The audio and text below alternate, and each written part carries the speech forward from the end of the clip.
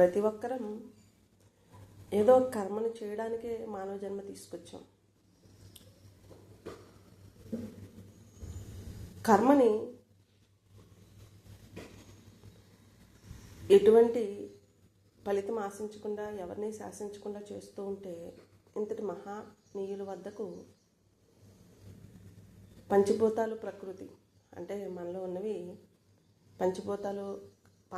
పంచభూతాలతో నిర్మితమైన పాంచభౌతికమైన దేహం కాబట్టి దాన ధర్మ సేవ చేస్తూ ఉండడం వల్ల వారందరి ఆశీస్సులతో ఇంతటి మహనీయుల వద్దకు చేరగలుగుతాం. చేరిన తర్వాత వారి మార్గాన్ని మనం అనుసరిస్తే అసలు గురువు వద్దకు కానీ ఇంతటి యోగ్యవంతులైన పరమపురుషుల వద్ద కానీ చేరేది వారిలాగా జీవించి ఆనందంగా ప్రశాంతంగా ధరించడానికి, తన్మయత్వంతో పరవశించిపోవడానికి,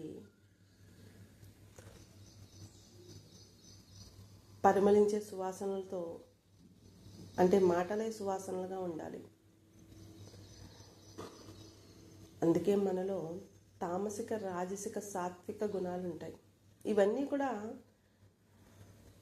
ఇంతటి మహనీయుల వద్ద నేర్చుకుని నాలో ఉన్న గుణాలను మార్చుకుంటూ వారిలాగా జీవించాలి అనే తపన మనలో ఉంటే కొంచెం కొంచెంగా వారి యొక్క మార్గాన్ని అనుసరించిన వారు అవుతాం. ఆడవారైతే, స్త్రీలైతే 4 గోడల మధ్యనే తరించాలి. అదే పురుషుడైతే తన యొక్క గుణ స్వభావాలను మార్చుకోవడానికి 4 గోడలు చాలు. అలా ప్రకృతి మధ్య పరమాత్మనితో అనుసంధానం అవుతూ ముందుకు సాగిపోవాలి.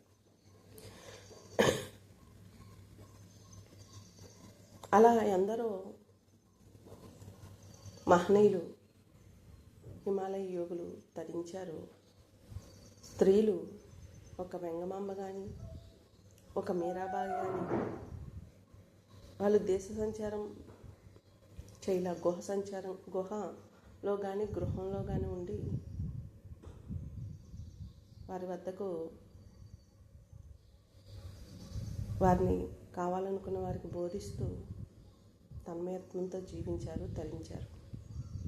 తామసికం నేను నేను నేను అని మైదనం, తిండి, నిద్ర వాటి మీదే శ్రద్ధ పెట్టేవాడు. ఇంకెవరి గురించి తనకు అవసరం లేదు. తమకి మనం బాగుంటే చాలు, మనం తిన్నామా లేదా, మన కోరిక కలిగినప్పుడు వేటి పట్లయితే వ్యామోహాలు ఉన్నాయో వాటిని తీర్చుకున్నామా లేదా అంతే. వాడులో అహంకారం, మమకార వికారాలు ఉండవు. శరీరం నేననే భావనతోనే, ఆలోచనలు ఉండవు. తనకి ఏదైతే కలిగిందో అది చేస్తాడు.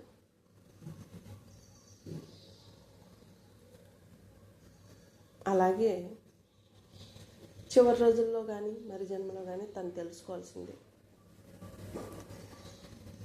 అలాగే రాజసికం నేను నాది, నలుగురితో ఉంటాడు. తల్లిదండ్రులే జీవితమనో, భార్య పిల్లలే జీవితమనో వారి కోసమే కష్టపడతాడు.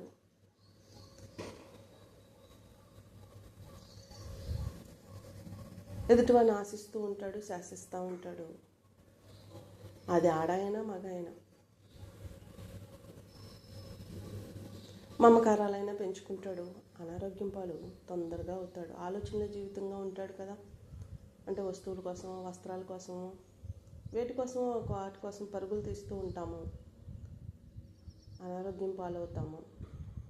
వారికి జ్ఞానము ఎక్కదు, ధ్యానము చేయరు. వేటి పట్ల మోహాలు ఉండవు. చేసినా అది టైంపాస్ కోసమే ఉంటుంది.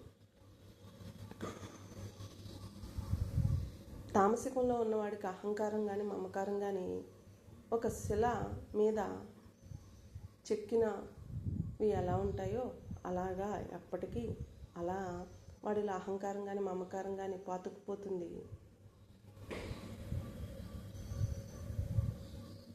ఎదుటివారిని చూస్తే పట్టుకుని ఏడవనని ఏడుస్తాడు, లేకపోతే తనలో ఉన్నదాన్ని వ్యక్తమైనా చేస్తాడు. అనారోగ్యానికి ఏదో ఒక రోజుకి గురవుతాడు. రాజసికంలో ఉన్నవాడికి పలక మీద రాసిన రాతలాగా ఉంటుంది. తను మారాలి అనుకుంటే తప్పనిసరిగా మారుతాడు. అంటే కుటుంబము జీవితం కాదు, బిడ్డలే జీవితం కాదు, వస్త్రాల కోసమే పుట్టలేదు అని. కానీ మారకపోతే అనారోగ్యం పాలవుతూ ఉంటాము ఆలోచనల జీవితంగా బతకడం వల్ల. ఇంకా సాత్విక గుణములు ఉన్నవారు దాన ధర్మ సేవాదులు చేస్తారు, ఏదో కొంచెం ఫలితం ఆశిస్తారు. వారు ఇసుక మీద రాసిన రాతలాగా ఉంటారు. అంటే గాలి వస్తే పోతుంది, ఎవరైనా చెప్తే అది ఆచరణలో పెడితే వారి ఉన్న గుణ స్వభావాలను మార్చుకుంటే ఎదుటివారు ఏదైతే ఉన్నారో వారిలాగా జీవించగలుగుతారు. మహనీయులు మహాత్ములు తల్లిదండ్రులు వారి నుంచి నేర్చుకుని వారు మార్చుకుంటూ ఉంటే ఎంతో యోగ్యవంతంగా వారే వీరుగా జీవిస్తారు.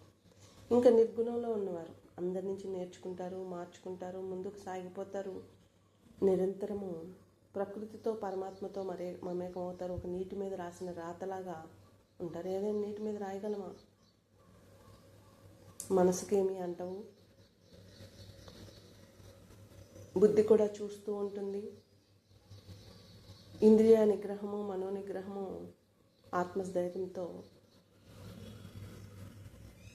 సమాజంలో ఉన్న యోగ్యవంతమైన జీవనం జీవిస్తారు.